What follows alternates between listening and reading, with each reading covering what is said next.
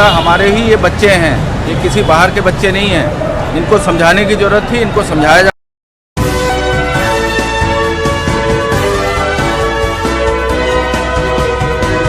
आप देख रहे हैं पल पल न्यूज और मैं हूं आपके साथ नदीम अकरम।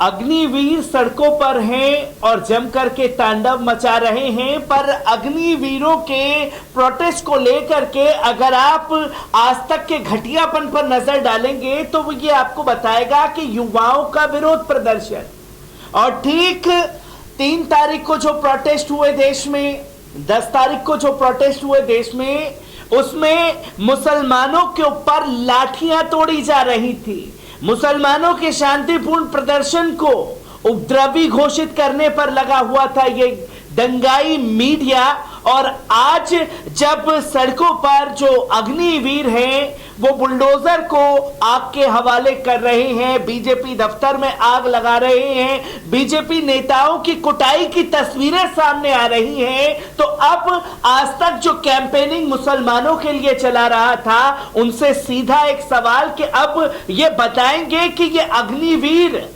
जो बुलडोजर, बाबा के बुलडोजर को आग लगा रहे हैं, वो असल में कौन से मदरसे से पड़े हुए हैं, जिसकी तस्वीर लगातार सामने आ रही है।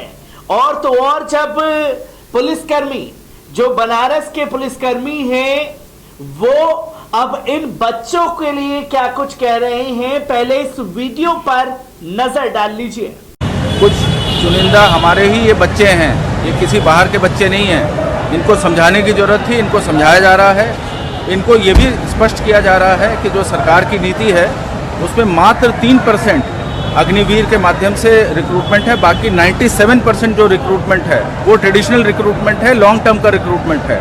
तो इस तरह की भ्रांतियां जो सोशल मीडिया के माध्यम से हमारे युवाओं के बीच में फैली है, मैं आपके चैनल के माध्यम से, और मैं चाहूँगा कि इसको आप टेलीकास्ट करें कि ज़्यादा से ज़्यादा लोग इसके नीति को समझें, पहले सड़कों पे ना उतरें, शांति बनाने में पुलिस और प्रशासन का सहयोग करें, क्योंकि आफ्टर ऑल ये हमारे समाज के, हमारे अपने बच्चे हैं। सर, क्या तैयारी इसकी पूरी थी पहले से जो बाकी जिलों में हंगामा हो रहा था? अभी कंट्रोल में है, अभी कंट्रोल में है। तो दोस्तों, ये अग्निवीर हमारे भटके हुए बच्चे हैं, जिनको सही राह दिखानी होगी। सरकार को कोई ठोस कदम उठाना पड़ेगा। ये वही बनारस की पुलिस है जो 1 हफ्ते पहले तक जुम्मे की नमाज के दौरान एहतजाज कर रहे थे, उनके ऊपर लाठियां भाजते हुए दिखाई दी थी। अब ये लाठी जो है वो दिखाई नहीं दे रही, क्योंकि भगवा गमछा लपेटे और यही कट्टर हिंदू वोटर देश के प्रधानमंत्री जी को वोट दिया करते थे, तो पुलिस वाले उनके साथ डांडिया खेलते हुए दिखाई दे रहे हैं। और ये उपद्रवी वहां भगवा गमछा पहने खड़ा होता है और पुलिसकर्मी 4-5 इसके कॉलर को पकड़ करके ले करके जाते हैं प्यार से, और पीछे जो पुलिस वाला है वो हल्के से पैर पे डंडे को छूता है कि बेटा चलो जाओ यहां से, आपको यहां कोई घटना घटित नहीं करनी है। ये पुलिस वाले तब कहां थे जब मुदस्सिर के सिर पर गोली दागी जा रही थी? ये पुलिस वाले तब कहां थे? और आज तक जो कैंपेनिंग चला रहा था ये बता रहा था कि उपद्रवी, और अब जो घटनाएं घट रही हैं, ट्रेनों में आग लगाई जा रही है, तमाम जगह तोड़फोड़ हो रही है, इसके बारे में क्या कहना चाहेगा? एक एक कर दंगाई मीडिया की तस्वीरों को आपके सामने रखता हूं, जहां आपने सुना कि किस तरीके से पुलिस प्रशासन ये हमारे ही बच्चे कह रहा है। वो आज तक जिन्होंने ट्रेन फूंक डाले उनको युवा लिखा जाता है, वहीं मुसलमानों के लिए उपद्रवी शब्द का इस्तेमाल किया जाता है। आप देख सकते हैं स्क्रीन पर आज तक की ये तस्वीर, जहां जुम्मे की नमाज के बाद हंगामे और पथराव की आशंका को लेकर पुलिस प्रशासन अलर्ट है और उपद्रवियों से निपटने के लिए प्रशासन ने खास बंदोबस्त कर रखे हैं। और उस पुलिसकर्मी की तस्वीर आप देख सकते हैं जब मुदस्सिर मारा गया है। तो वहीं अब दूसरी तस्वीर जहां बस में आग लगाई गई है, यही आज तक कहता है कि सेना में भर्ती के लिए अग्निपथ योजना के खिलाफ युवाओं के विरोध प्रदर्शन अब पश्चिम यूपी तक पहुंच गया है। अब इन्हें युवा कहा जा रहा है। आखिरकार ये किस तरीके की मानसिकता सेट की गई थी मुसलमानों के लिए, इस पर सवाल खड़े हो गए हैं। और तो और आज तक की इस कैंपेनिंग का एक तस्वीर देख रहे हैं आप। जुम्मे का इंतजार, बुलडोजर है तैयार। ये आज तक ने अपनी हेडलाइन लगाई थी, थंबनेल पर योगी जी की फोटो और बुलडोजर की फोटो लगाई थी। तो वहीं इस पर तमाम लोग लिखते हैं, देश की मीडिया और खासतौर पर यह घटियापन की सभी हदें पार कर दी हैं। पिछले जुम्मा को जो कुछ हुआ उससे 100 गुना ज्यादा कल और आज हो रहा है, बल्कि दोनों में कोई जोड़ ही नहीं है। लेकिन इस पर चर्चा करने की जगह मुसलमानों को बदनाम करने और उनके घरों पर बुलडोजर चलाने के लिए ये बेचैन दिखाई दिए। तो वहीं कांग्रेस के युवा अध्यक्ष श्रीनिवासन बीवी लिखते हैं, देश जल रहा है, युवा निराश है, हताश सड़कों पर है। सही पथ पर धकेलने की जगह उन्हें अग्नि पथ पर धकेल दिया गया है। इस बीच हमेशा की तरह भारत के प्रधानमंत्री पूरी तरह खामोश हैं। तो वहीं एजाज लिखते हैं, उन्हें टोपी वाला समझ रखा है क्या?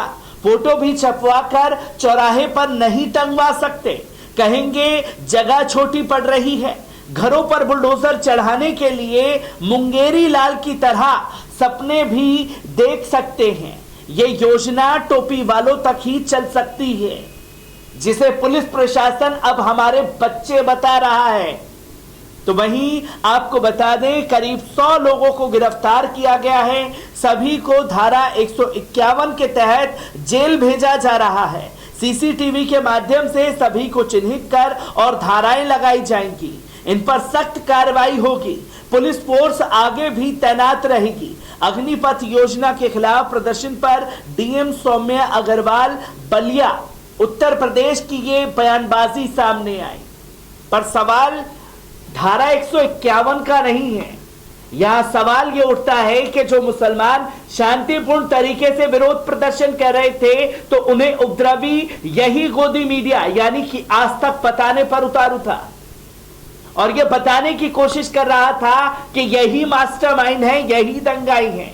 और अब आपने शांतिपूर्ण प्रोटेस्ट की तस्वीरें भी देखी, तो अब आपने उग्र होती हुई तस्वीरें भी लगातार 3 दिनों से देख रहे हैं। क्या इसके खिलाफ आज तक की अंजना ओम कश्यप अपने लबों से कुछ कहना चाहेंगी? जो वरिष्ठ पत्रकार होने का साल भर में अवार्ड जीतती हैं, पर इन दोनों तस्वीरों पर पार्शियलिटी को, क्या उर्दू नाम देख करके लोगों को टारगेट किया जाएगा या उनके चेहरे पर लिबास देख करके उन्हें टारगेट किया जाएगा? क्योंकि अग्निवीरों ने तो बुलडोजर तक को आग के हवाले कर दिया है। ये किस मदरसे में पड़े हैं? क्या इसकी जांच करने के लिए आज तक कैंपेनिंग चलाएगा? आपको बता दें कि भारत की नरेंद्र मोदी सरकार में देशव्यापी विरोध के बीच गुरुवार को अग्निपथ सैन्य भर्ती योजना के लिए आयु सीमा 21 से बढ़कर 23 कर दी है।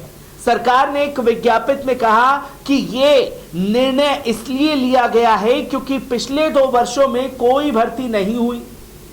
प्राप्त रिपोर्ट के अनुसार भारत की केंद्र सरकार द्वारा सैन्य भर्ती के लिए लाई गई अग्निपथ योजना के खिलाफ तीसरे दिन भी लगातार भारत में ज्यादातर जगह विरोध प्रदर्शन हो रहे हैं। इस पर प्रोफेसर शिव शंकर लिखते हैं, मोदी सरकार के एक और विवादित फैसले ने भारत में फिर से विरोध प्रदर्शनों की आग भड़क उठी है। वहीं उत्तर प्रदेश के बलिया में पुलिस द्वारा प्रदर्शनकारियों पर लाठीचार्ज की खबरें हैं। गौरतलब है कि केंद्र की मोदी सरकार ने देशव्यापी विरोध के बीच गुरुवार को अग्निपथ सैन्य भर्ती योजना के लिए आयु सीमा 21 से बढ़कर 23 नहीं हुई है। विरोध प्रदर्शन के बीच कांग्रेस नेता प्रियंका गांधी ने केंद्र सरकार और पीएम मोदी पर निशाना साधा।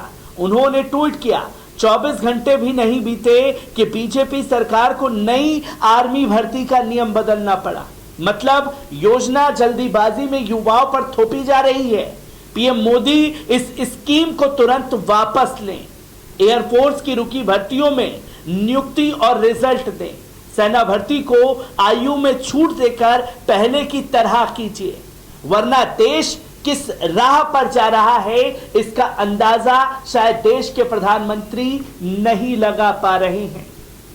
जहां तमाम विपक्षी पार्टियां देश के प्रधानमंत्री को घेर रही हैं, तो वही तस्वीर यह भी सामने आ जाती है कि आखिरकार जो अब तस्वीर सामने आ रही है उनके ऊपर यूएपीए कब लगाया जाएगा और बुलडोजर के तहत कार्रवाई कब की जाएगी, या सिर्फ मुस्लिम नाम देख करके ही सारे एक्शन मूड में केंद्र की सरकार और खास तौर पर उत्तर प्रदेश की योगी सरकार नजर आएगी।